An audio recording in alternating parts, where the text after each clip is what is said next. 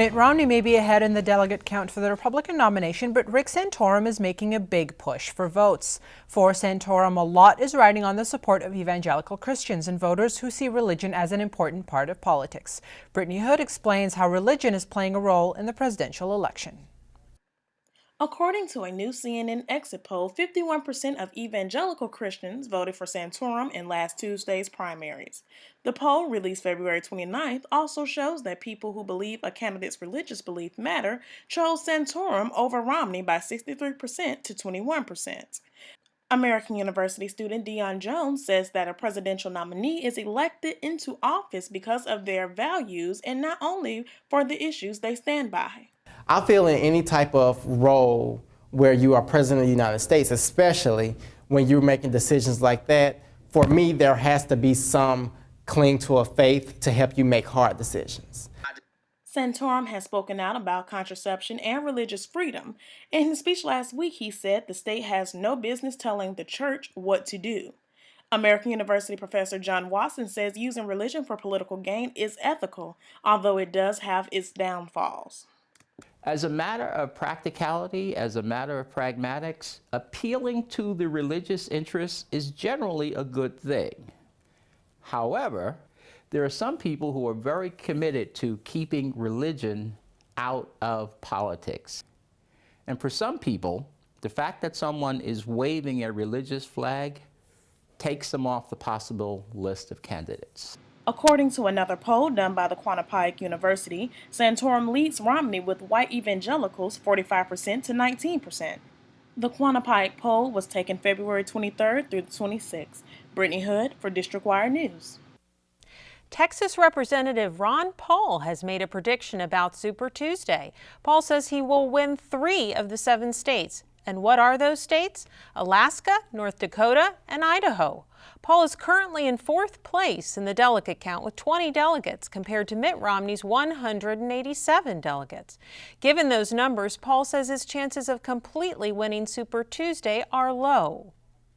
And a controversial ad in a D.C. metro station has sparked both a legal and moral controversy. The ads criticize President Obama's healthcare reform policy, but do the ads go too far? Vanessa Jesus Gonzati has more. The Northern Virginia Clarendon metro station is in the public eye since late February. The reason? A controversial ad criticizing President Barack Obama's healthcare reform. Residents of the area, such as Jan Stromson, are having strong negative reactions towards it.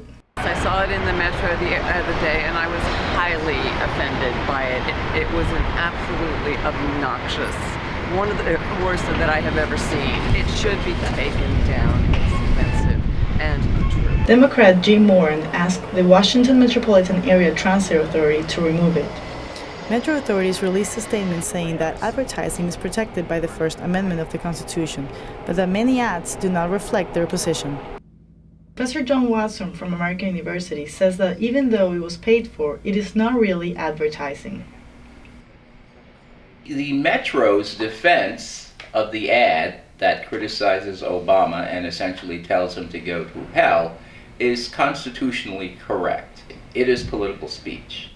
And political speech gets the highest level of First Amendment protection in the United States. It is unlikely that the ad will be taken down, but political groups can always find other constitutional ways to protest against it. Vanessa Jesus Gonzati for District Wire News. General Motors says it's halting production of the Chevy Volt. GM says it's stockpiled too many of the cars and needs to sell them before continuing to build. 1,300 workers will be laid off until production resumes. GM stresses that the layoff is temporary, says it expects to start production in 5 weeks. And the shipping industry doesn't have a reputation for being environmentally conscious. Now an auto company is looking into changing that. Kyung La takes us aboard Nissan's newest car carrier, just packed with eco-friendly technology. A cargo ship heads into Nissan's Yokohama wharf. For workers at Japan's second largest automaker, this is routine. Lines are secured, the ramp lowers, and 6 decks are filled with more than 1,000 new cars, all in just a few short hours. Captain Tamotsu Sato has been at this for a long time, 21 years he tells us, and while his job hasn't changed, it's just like a car. If you want to go right, you turn the wheel right. His ship has. The panels produce enough electricity to power 13 houses. This is the new Nichio Maru. 281 solar panels lining the top deck provide power for the crew quarters. Below, an electronically controlled diesel engine uses 13 tons less fuel per its round trips along Japan's coast. As you can see, we've got 281 panels. They can only generate 50 kilowatts, and we store about 10 kilowatts of power, and the remaining 40 are used to power the ship. In 10 to 20 years' time, I think there are going to be more and more of these ships produced. Throughout the vessel, environmentally conscious design, low friction coating on the hull, a double skin fuel tank, a high efficiency propeller. Nissan says that while the new ship costs more than a normal car carrier, payoff is worth it. With these sorts of ships, we can make more trips with less fuel. And the maker of the world's first mass-produced electric car admits this is as much about public image as it is about pushing conservation. We control 70% of the electric vehicle market, and if we increase people's awareness of our brand's environmental efforts, that will only increase. A decision good for business and the environment, and for a captain, a new ship to call home. Kyunghwa, CNN, Tokyo.